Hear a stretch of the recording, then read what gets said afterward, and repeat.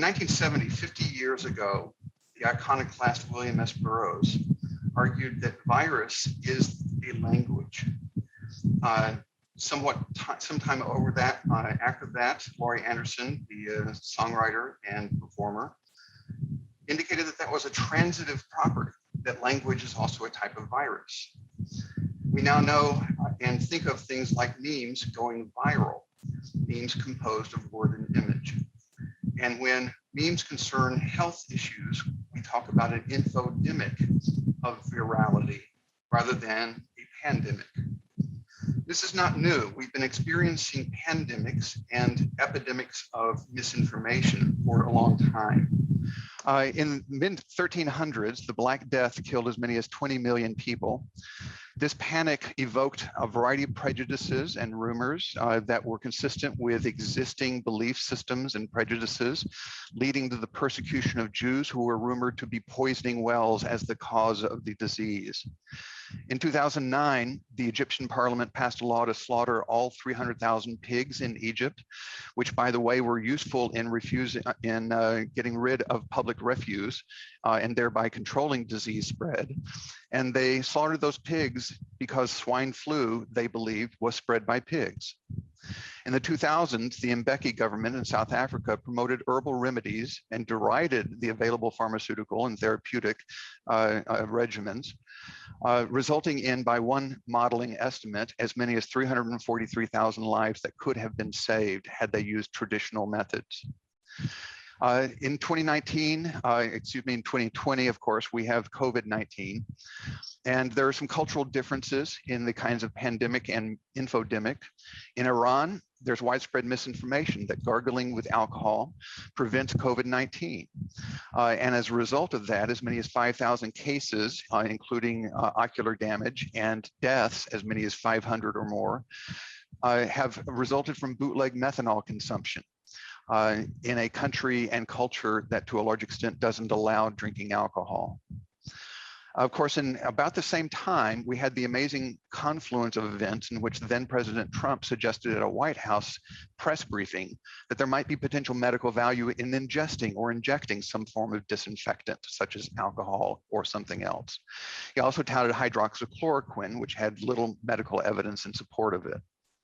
And of course, more recently, we hear about the anti-parasite and skin condition drug, ivermectin, promoted by social influence leaders with millions of followers, even though the National Poison Data System is experiencing a massive increase in exposure cases to this medicine, which was never really designed for that kind of consumption. One of the most classic instances of this is in 1955, the Salk polio vaccine, which was an extraordinarily effective process of preventing the polio disease, the scourge of the country and of the world at that time. And yet, at the same time, you had someone like Dwan Miller passing out leaflets in hallways and putting up on windows and lampposts, referring to it as only God above will know how many thousands of little white coffins will be used to bury the victims of Salk's heinous, fraudulent vaccine. Of course, Dwan Miller was doing this at a time that he was out on bail awaiting trial on federal charge of distributing similar libelous, scurrilous, and defamatory literature through the mails. And as we all know, although polio still technically exists, it has gone down from as many as 350,000 cases in 1988 to a mere 22 isolated in only 2 countries. And so in this process, we see that infodemics reveal a variety of parallels over time. They have similar content of messages. They often imply some kind of conspiratorial influence. They have questionably credible sources. They're designed to polarize opinion, and they rely on diffusion by kinetic or proximal communication. And that's the most key difference between then and now, that we have a different media ecology, and that's different media ecology requires a kind of theorizing of what's happening. In order to understand that, we have to first kind of define it. I use a neologism, dismisinformation. It's probably too cute by half, but it's both an elocution and a description. It suggests information that should be dismissed. It is a combination of disinformation and misinformation. Broadly speaking, it's any messages spread in a mediated context that represent a meaning complex in which a sender's understanding is discrepant from or incompatible with a relatively consensual, informed, or expert evidentiary state. It's basically a message that I send that is substantially inconsistent or mutually exclusive to the consensual reality or best available evidence. Conspiracy theories are narratives that posit an alleged plot of some sort regarding the existence of this secret plot between powerful people or organizations to achieve some goal, usually interpreted as sinister in nature, through systematic deception by the public. Fake news is a much more recent term, and there are many different definitions being offered. I won't go into the details, but basically it's misinformation that is presented as if it is in a news format, as if it has been vetted through some kind of publication process. So how much of this is a problem? It turns out that only about 1% of sources may account for about 80% of fake news exposures. And perhaps only 1% of sources account for about 80% of fake news sources that are shared or distributed between people. Despite this, a study of over 38 million pieces of COVID-related traditional media content estimated that although only 3% of it involved misinformation, that information is disproportionately influential in the spread of misinformation. So one study, for example, found that anti-vax Twitter users were 3 times more likely than pro-vax users to spread unreliable information. And one panel of experts examined the situation and found that just 12 anti-vaxxers, 12 sources or persons, are responsible for almost 2/3 of anti-vaccine content circulating on social media platforms. We also face the problem of bots, which we did not used to face. So bots are basically algorithmic automated message capture software programs that take messages, adapt them, and then redistribute them en masse. In the area of Twitter traffic in general, 8 to 35% of all Twitter traffic is bot-based. Bots play a substantial role in misinformation spread, and in particular for COVID-19, up to 66% of bots discuss COVID. And in one study, Twitter accounts with higher bot scores posted 27 times more about COVID-19 than those with low bot scores.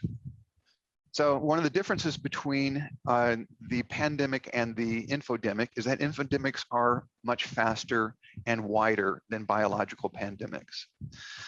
There is some evidence in regard to false information infodemics or false information virality, that false information compared to accurate information diffuses faster, farther, deeper, and more broadly than truthful information. The impact of this can be managed. There's one study that suggests that reducing harmful information by only 10% or limiting disinformation sharing to no more than 20 to 30% of the population could almost entirely mitigate the impact of bad advice on disease outbreak outcomes. Similarly, a study of 14 million tweets found that the spread of links to low credibility content, which were likely to be bots, could be virtually eliminated by disconnecting a small percentage of accounts. So the conclusion of all this is that the amount and types of online disinformation are potentially infinite, but the sources may be relatively concentrated, identifiable, and manageable. So why do people believe misinformation, disinformation, fake news, conspiracy theory, and the like? So I have a 12 proposition or a 12-step program of theory to suggest a reason why, or a set of reasons why. First, humans are limited in their cognitive capacity. We are limited information processors. We have a limited quotidian time window of conscious attentiveness, that is, we have to sleep sometime. And we have a limited core of social relationships with whom to share information and attention. Thus, we live in a media ecology that is an attention economy. Specifically, ambient accessible information is increasing in both amount and exposure. As a result, we experience information overload. And in this information overload attention economy, we experience displacement of message attention. Every message we attend to displaces our attention to other messages. If a higher proportion of messages that we do attend to are misinformative, our information and communication become increasingly distorted and dysfunctional.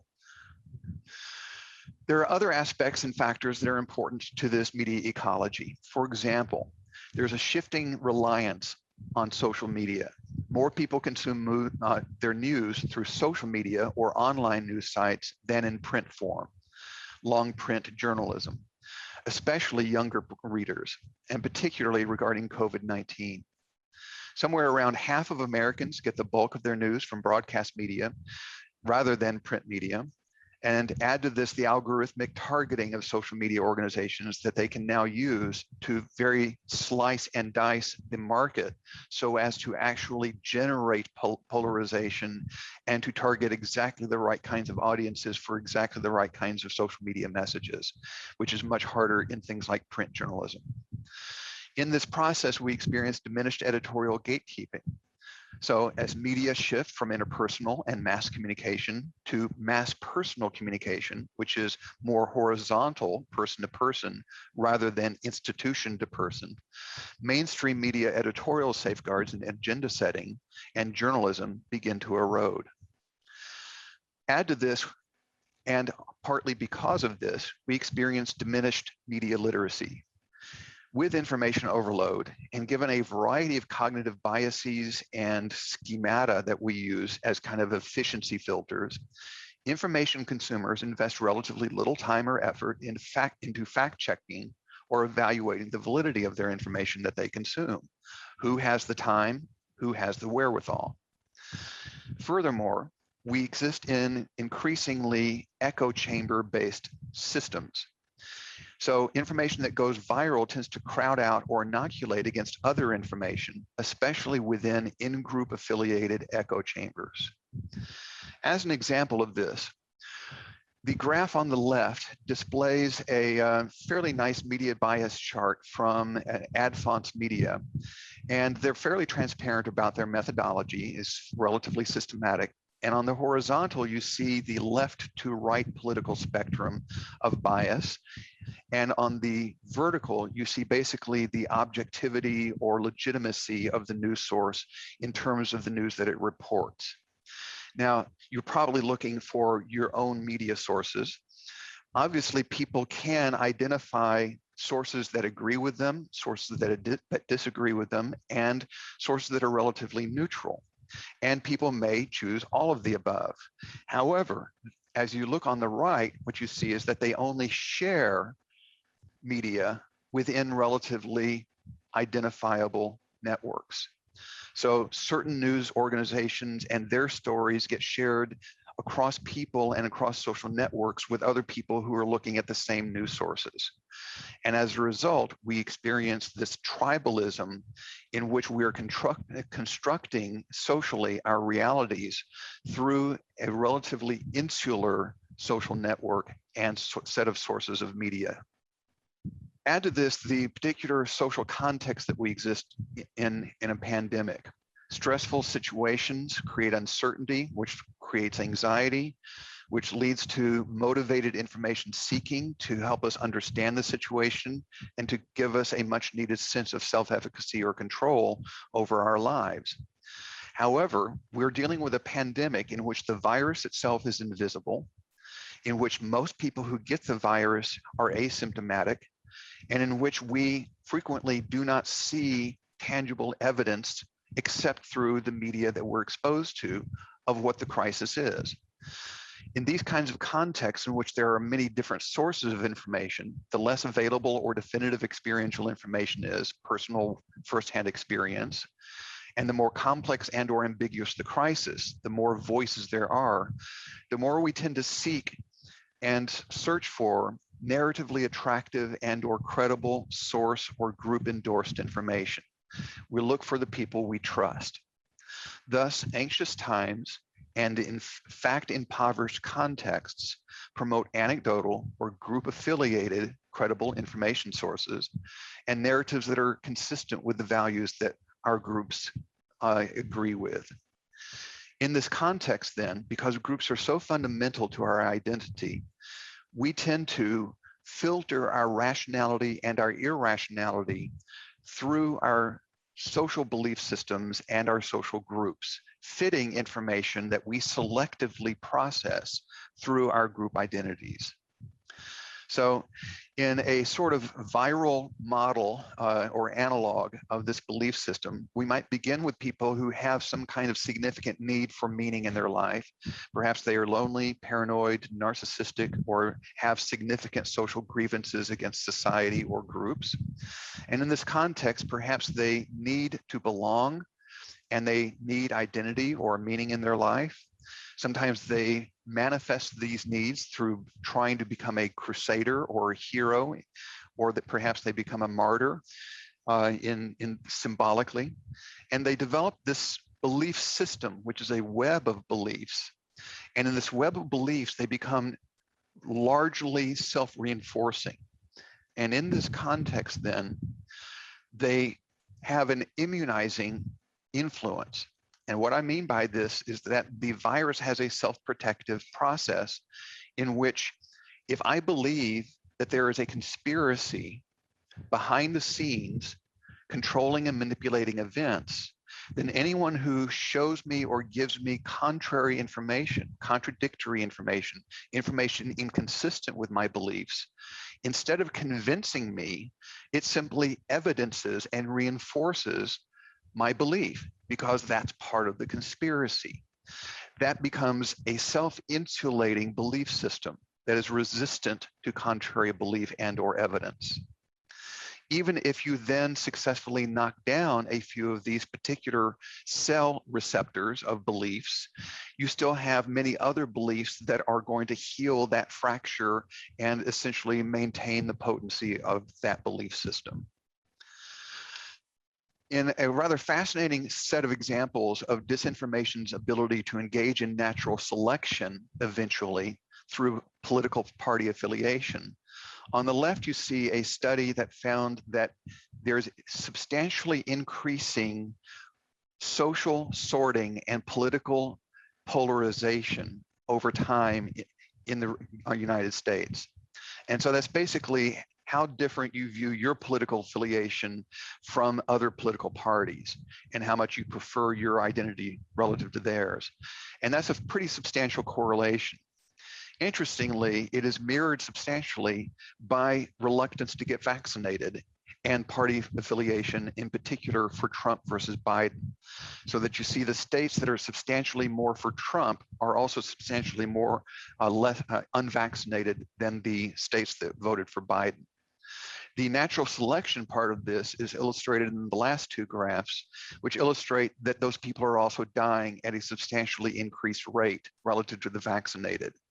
So although it's kind of, there are some ecological information discrepancies in these systems, to a large extent, what this suggests is that misinformation differentially kills its hosts. Now, as examples of this, I have a few video clips in which you will see people manifesting these beliefs in stark ways. What is this obsession with getting shots in every arm? A phrase that we keep hearing relentlessly now. I believe it's just more propaganda in training humanity. Please get through to these board supervisors who have honestly cut you off. They've cut you off. I think they're just best friends with Satan right now. How dare you call individuals seeking alternative treatments to this shot conspiracy theorists? We know ivermectin works. Please, no mandates. I will not comply with a mandate or a passport. This is not Nazi Germany. Is the world aware that the existence of contagious viruses has been scientifically disproven via control studies and electron microscopy? Are you aware of the cytopathic effect, or CPE, control experiment carried out by Dr. Stefan Lanka, which disproves contagious virology in its entirety? Are you aware that in commercial vaccine production, virologists perform uncontrolled experiments to prove the existence of the now disproven contagious disease pseudoscience? Are you aware that paying doctors, celebrities, and programming computers to lie even 1 trillion times does not produce a true and accurate scientific control experiment? Are you aware that HIV, COVID-19, and measles have been scientifically disproven? We'd like the FCC to know, out of your jurisdiction, that 5G RF radiation is pure insanity and represents a clear and present danger to all biological life, female reproductive health, and pediatric neurologic health. Take the towers down now. Now, the issues of today are not as clear-cut as genocide and slavery, but your complicity in forcing these mandates are a sign that you would be the ones cracking the whip and loading the boxcars.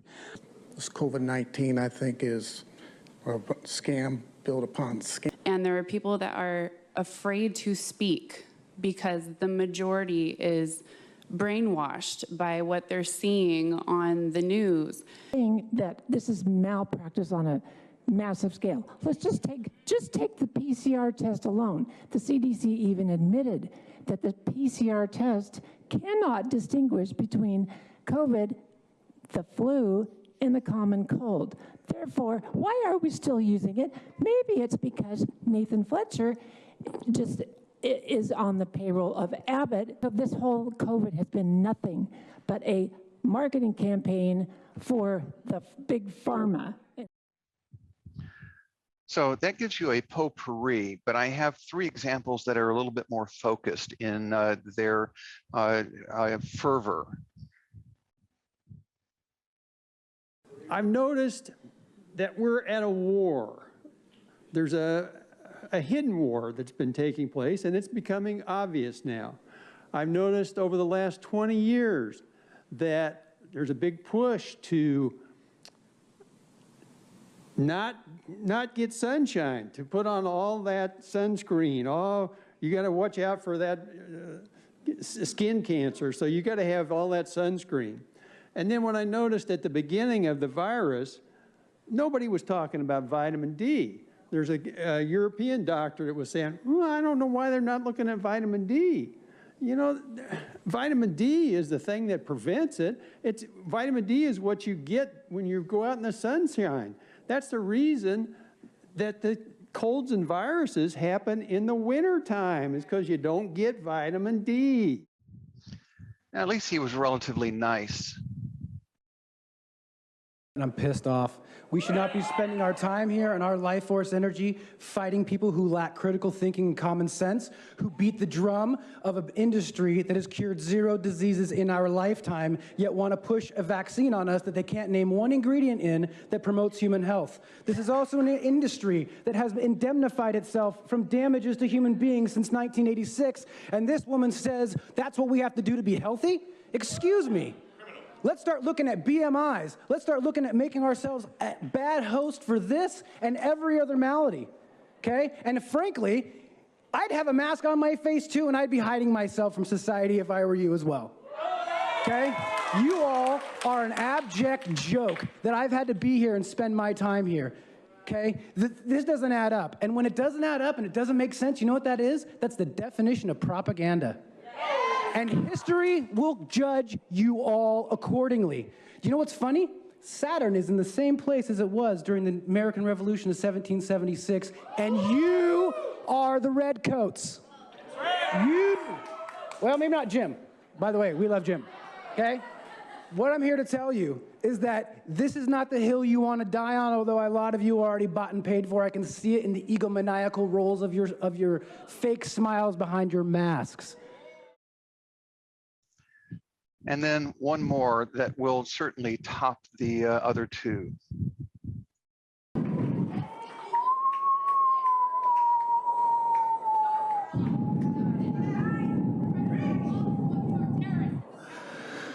That's the wind. That's the wind of time. That's the wind of history.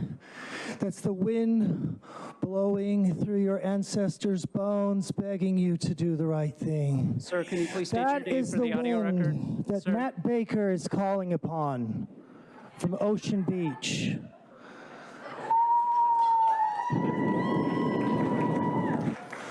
The wind that is blowing through the black people, through the white people, through the Chinese people, through the Mexican Americans, to the people that built this building with their bare hands to raise up this nation. They are begging you, and they are blowing through your veins, and they should be putting a tingle up the spine of your back, and they should be begging you to do the right thing. You're about to open a pit of hell. You do not get a vaccine passport put on us. You know, as the population who's in control, you know that the people who are the politicians, once you get a power, you will never relinquish it. Do you think that the 4 feet of marble that holds you above high in this chamber will help you from the fate of humanity which you are unleashing? No! It won't! Your children and your children's children will be subjugated! They will be asked, how many vaccines have you had? Have you been a good little Nazi? Hail Fauci! Hail Fauci! Hail Fauci! Hail Fauci! There's been a lot of talk about the Nuremberg Code. Well, I brought you a copy. You are all in violation of Section 1. Yes, you, Dr. Wooten. You are in violation of the Nuremberg Code, which is international law, and the definition is... Thank you, sir. Your time has expired. The definition, we shall not be coerced. All of this is coercion. The vaccine passport is coercion, and the penalty for violating the Nuremberg Code is... violating the orientation of the meeting. Please take a seat. Okay, I don't know about you, but I could use a shot, but the kind that the bartender provides.